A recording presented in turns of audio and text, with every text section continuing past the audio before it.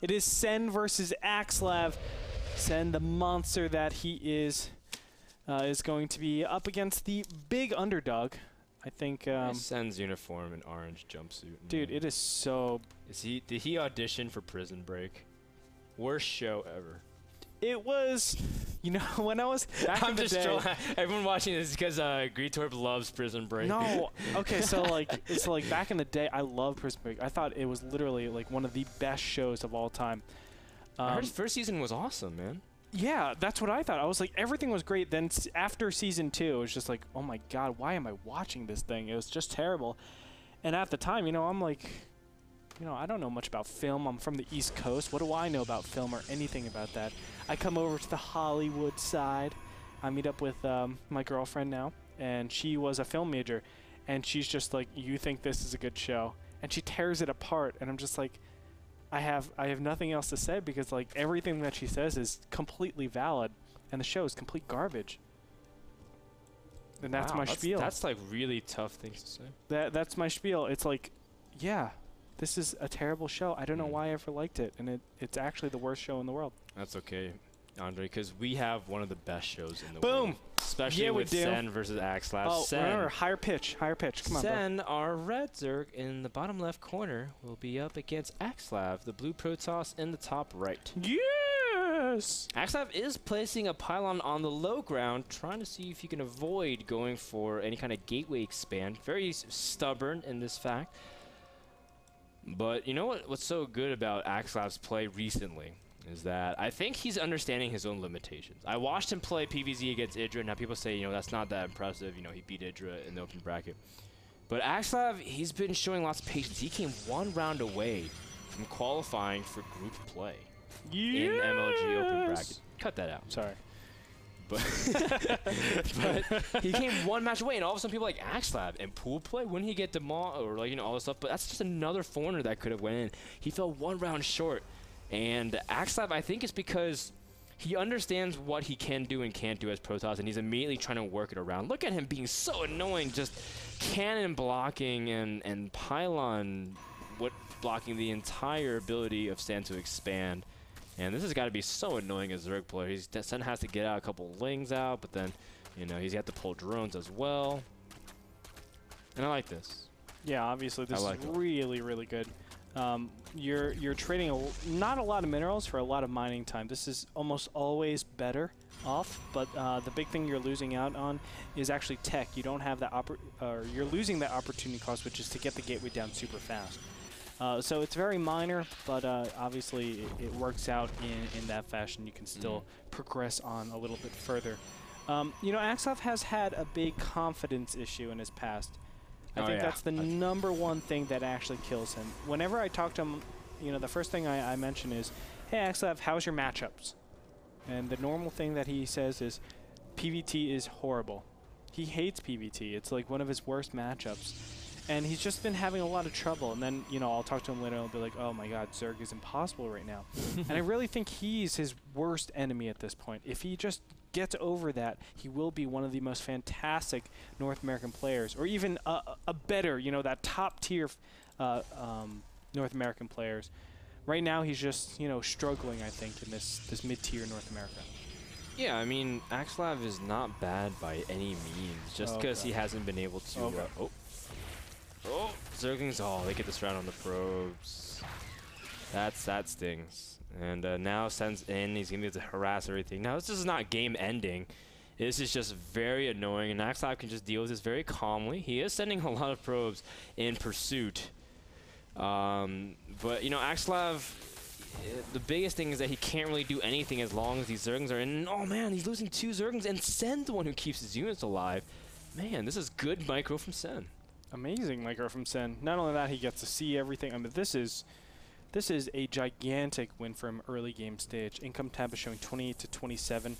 They are even, but they're going to spread apart pretty fast here as the triple hatch threat, that triple inject, everything about it is so impressive.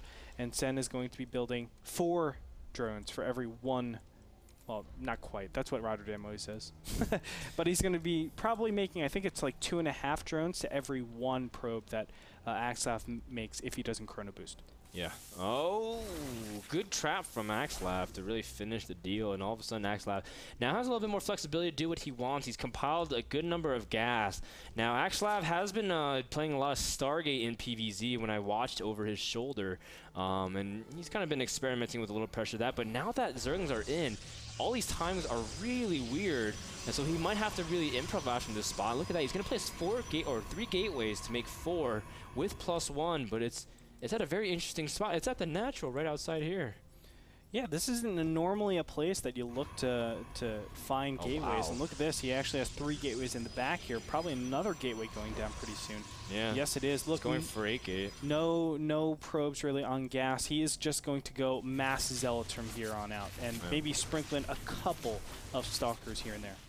This is a variation of what Sake chooses to do and MC, where you go for a very low amount of gas and you're just really punished with a huge amount of zealots. And it's just before they're able to get roaches out.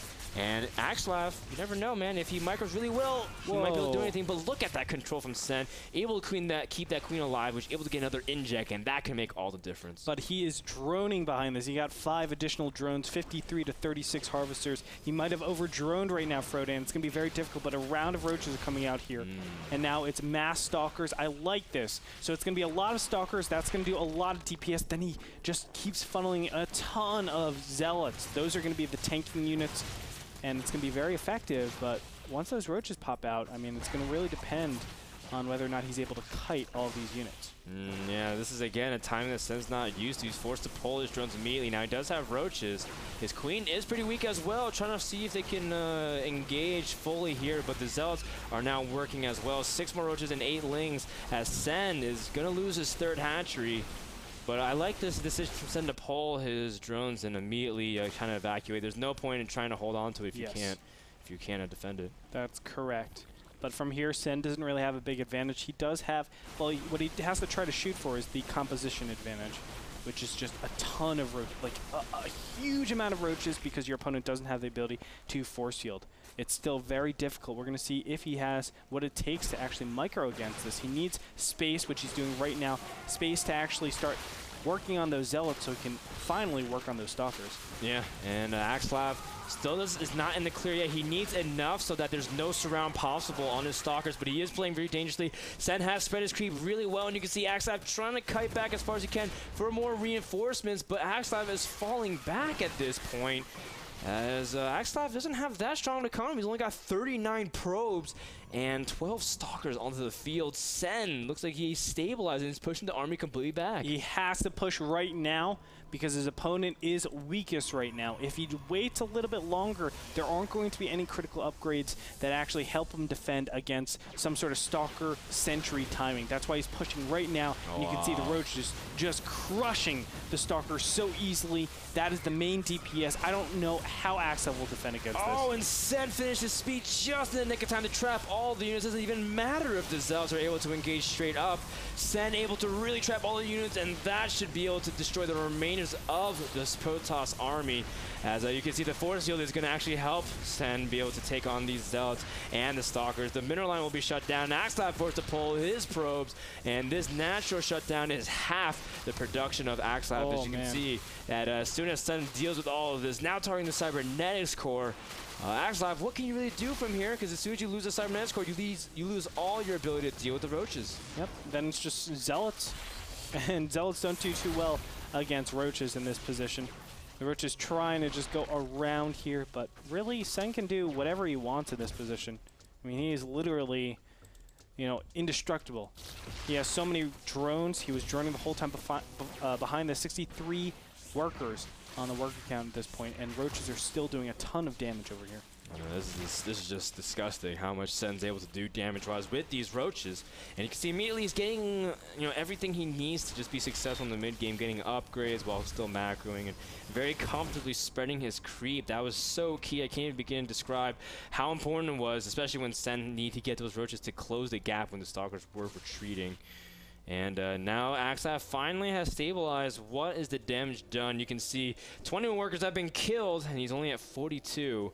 And barely enough to saturate his gases and his mineral lines. Axslav is stinging right now with all that pain.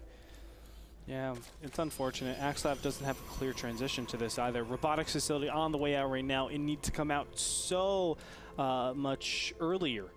But now roaches are super strong. Sen can transition to anything he wants. He can go infestors, he can go mutas. Everything is the right decision at this point, as long as his opponent doesn't, obviously, just go to 200-200 unopposed. Yeah, and you can see Axslav is going to lose even more positioning as his pylon will be sniped, and Axslav will scout that third, but what can you really do about that third? Nothing. He's going for double robotics, which is kind of a Hail Mary, if you will. Yeah. But it's what Axslav needs to do. He needs something, because he has no answer to the mass roach that Sen is pushing out. He's pouring out 15 roaches. He's going to have 100 supply of roaches in just a minute. It's pretty impressive considering the start that we had, but of course Sen is the drone king. We've seen him so many times do styles like this. But I like the double robo. That's really intelligent. You're basically saying, well, I know I'm super far behind. Let's hope that my opponent goes a very bad composition for Immortals, which is of course match roaches, and that's exactly what we see.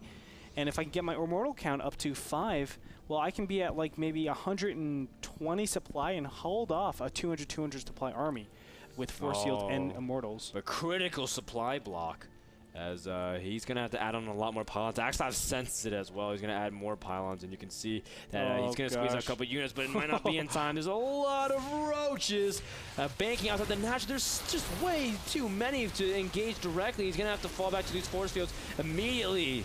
Sen starts working on the outer gateways, preventing any ability to warp in, and if he does, Sen will be able to crush the second base of Protoss. And even if Axslav holds this, he's going to lose an amazing amount of production as long as Sen can keep up his macro. And there it is, the big push in. Force Fields are going to go down, very nicely protecting his Immortals.